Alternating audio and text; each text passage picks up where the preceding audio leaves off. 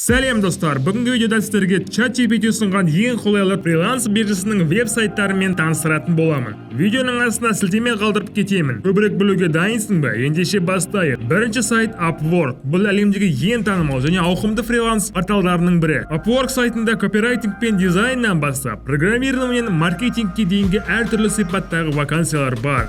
Бұл сайт жаңадан бастаған фрилансерлерге ақша табу және де әртүрлі жаңа клиенттермен тәжірибе жинау үшін тамаша мүмкіндік береді.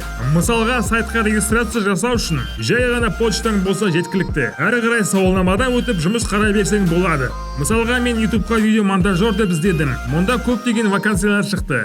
Жаңадан бастаған фрилансерлерге ұсынатын екінші сайт Freelancer. Бұл платформада орындауға болатын көптеген тапсырмалар мен жобаларды ұсынады. Freelancerде ыңғайлы интерфейс және клиенттермен байланыс орнатуға арналған көптеген құралдар бар. Регистрацияны осылай жасаймыз, почта арқылы. Әрі қарай қандай мақсатпен кірдің, сол бойынша өтесің. Сосын өзіңнің жасай алатын услугыңды таңдайсың. Мен өзім жасай алатындарды таңдадым. LinkedIn'де де тіркеп қою қажет.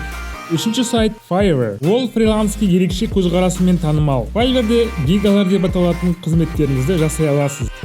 Және олар үшін белгіленген бағаны белгілей аласыз. Бұл бірінші ретте фрилансерлер үшін өздерінің қызметтерін тиімді ұсынуға және әлемнің түкпір-түкпірінен клиенттерді тартуға тамаша мүмкіндік береді.